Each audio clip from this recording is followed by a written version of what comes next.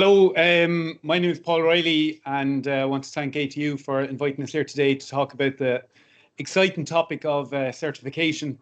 It's very hard to follow a presentation where you have hearts pumping on their own on a table outside of a body and then follow up with certification, but I'll do my best. I've been working in compliance engineering for 25 years, and we've worked with many of the established companies here in Galway and all around Ireland. We've two laboratories, one in Dunshaughlin and one just outside Belfast. But what we're finding lately is with a lot of medical devices in particular, Galway seems to be the birthplace of a lot of these companies. And, you know, we do talk to people. We typically wouldn't market as such. People just kind of know where we are. And we would chat to people in the early stages of development of product. Just one thing we notice is that when we're chatting to people, especially startup companies, they kind of say, just it's a pity we weren't talking to you 6 months previous. So it's just to try and get the message across about the importance of certification and what's involved. We're talking about products with electronics or a plug or any type of electronic equipment. So as I said, I'm not going to, I'll keep it at a very top level because I don't want to lose the crowd.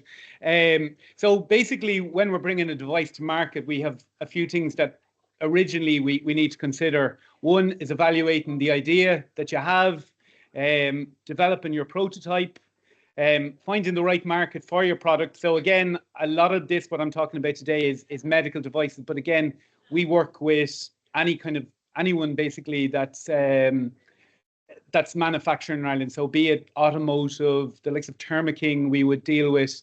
But again, as I said, we're a lot of this is focused on the medtech sector here. Evaluate the cost of manufacturing, which is a big thing. And then at times we have to make revisions to the product. So the product is designed, but then later on down the line, we're making new changes. So the questions really is, like, one, what about certification? Where does that come into play? Where does it fit in? How important is it in the overall scheme of things? And is it my responsibility? So again, just really briefly to describe, CE marking has been around since the early 80s, and that has been what used to happen prior to that was if you had to bring a product into the likes of France, you'd have to get it tested in a French lab. If you wanted to bring it to Germany, it would have to go to a German lab, where the CE marking, when it came in the early 80s, gave a kind of a freedom of movement of manufacturing. You could get your product tested in Ireland, and then you had freedom of movement of that product within the CE jurisdiction. Like, we're not just talking Europe, we're talking like the Middle East. Australia used the CE mark. So there's so many different jurisdictions around the world that will accept the CE mark. So again, the first thing that we need to do if you're applying the CE mark, and you have to realize that you have a product, you have a design, you bring that product to market, all of a sudden you have to issue what's known as a declaration of conformity. So you, the manufacturer, declare that this product meets the directives that are applicable to my product. And that's the key thing that I want to get across. That's a legal requirement. So you make that legal requirement. It's on headed paper, signed by someone in authority from within your company. And that's what you have to do. Now, that's all great. The whole CE marketing is, in theory, is self-certification. So you issue that, you go away, everything is great, except if what you've claimed is not true. Then there's issues, products can be recalled off the market, you know, so you've quite serious situations in that situation. But ultimately what you need to do is you need to declare compliance to the directives. All right, that's your legal requirement. So you have the likes of your EMC directive, your MDR, your LVD, or low voltage directive, machinery directive, you've ROHS, you've so many different directives. But how you demonstrate compliance to directives is through the use of standards.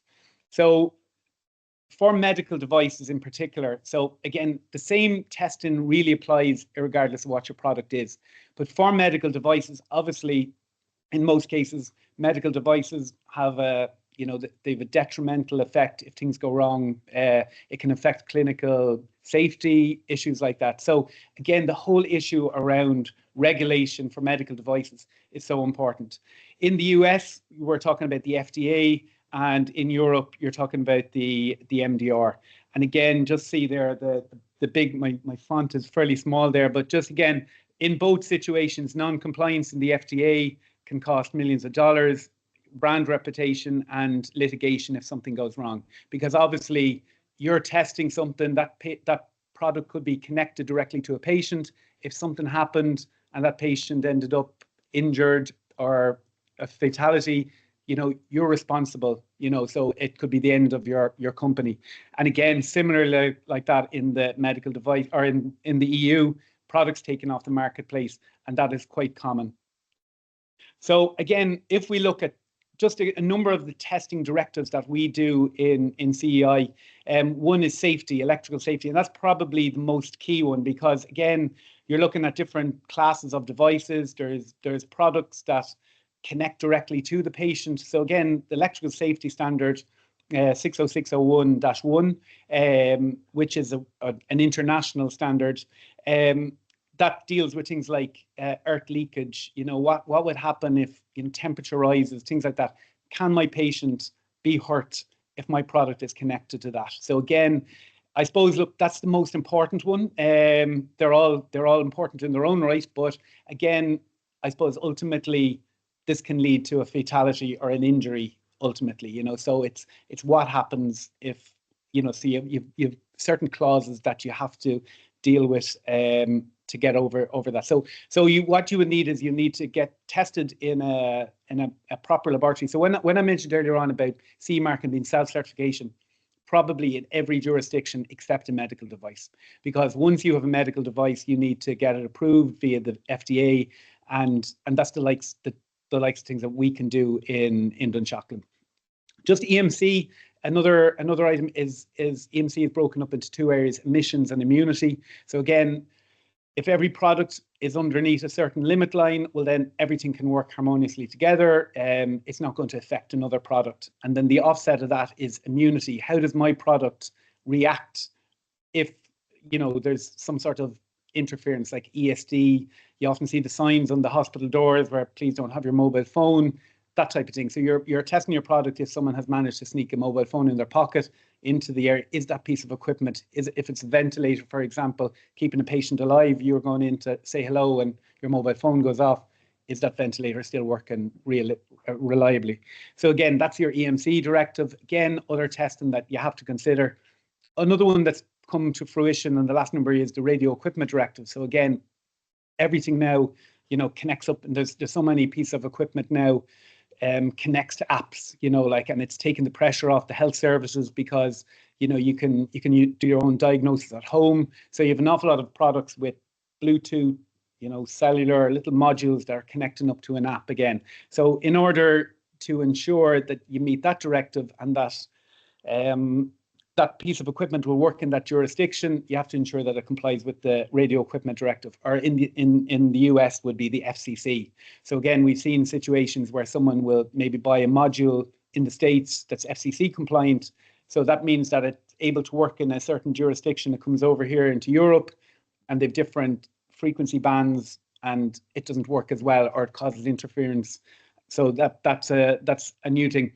One thing on the radio equipment directive is to ensure that if you have a pre-approved module, as opposed to getting something just off the shelf that doesn't have the right approvals, that approval then follows through to your product with a limited amount of additional testing. So again, just maybe a few little tips then. So I raced through the directives rather than getting a bit technical in all the different directives. But again, just in our experience, and why I mentioned early on that people were saying, it's a pity we didn't speak to you 6 months ago. Using pre-approved components is really, really important when you're designing your product. You have your product designed and then you go to build it. And the first thing people decide to do is and I know I'm picking out China, there's a lot of good stuff coming out of China, but there's an awful lot of bad stuff there as well. But typically you can get an awful lot of cheaper piece of equipment in the likes of these marketplaces. So people say, this is brilliant, it does what it says on the tin, I can get this piece of equipment. It doesn't have the proper certification. So then when it's added into your product and you go to get your product tested, all of a sudden your product is failing, and lo and behold, it's probably as a result of that cheaper piece of equipment that you bought or the cheaper component. So again, try when you're sourcing components, source components that already have the appropriate, like again, if it's a medical product, that it has a medical grade power supply, things like that. So really early stages, try and do as much due diligence. You might think you're saving a few pounds by buying the cheaper option, but again, it just mightn't fit the bill when you're sending your product out to get certified. Yeah, looking at pre-compliance at an early stage. So again, sometimes people come in and they've everything designed, and then they come in and they go, here's our product. And then you test it and you realize that, you've an awful lot of work to do. You have to go back to the drawing board because it's nearly failing everything. Now, thankfully, in 25 years, we've seen very few products that haven't come in the door and eventually got out. But if you can do a little bit of pre-compliance at an early stage, just to see where you're at, it always helps, and again, you're getting that advice about what components to use as well. Ensuring component supply. So one thing we've seen over in recent years, especially with the war in Ukraine and things like that, is shortage of components. So again, people will come with us and they'll come into us and get something tested, and then they'll go, we can't get that power supply anymore. And we've got a new one that we have. Is that all right? But it's a completely different power supply. It means it invalidates the original test report. All of a sudden you're back testing again. So maybe at an early stage, try and ensure that you have a piece of equipment that you know that you're going to get plenty of supply from that. Yeah, battery product versus mains product, really, really simple. So many medical devices now, obviously if something is connecting up to the mains, you have that extra hazard. You're connecting directly to the main supply. If something goes wrong with that electrical mains can get back onto the leads that are connecting to your body. So again, a battery product, first of all, it's safer, and second, it means a lot less testing. And just good EMI design, filtering, PCB layout, grounding. So at an early stage, just considering EMI and different issues from certification at a very early stage. As I said, we've seen people come in and they haven't considered this at an early stage, and all of a sudden it sets them back. As I said, we've successfully brought a lot of products manufactured here in Galway and throughout Ireland successfully through FDA submissions. They can be very picky, but look, it doesn't cost anything to pick up the phone, have a chat to us. There's an awful lot of brilliant ideas and concepts coming out of Galway, of the colleges in particular, and it's just something that, my message here today would be just consider it. Give us a shout. As I said, we're not marketing. People normally come to us anyway, but it's just to try and steer people in the right direction. That certification is so important, particularly with medical devices. Thank you very much.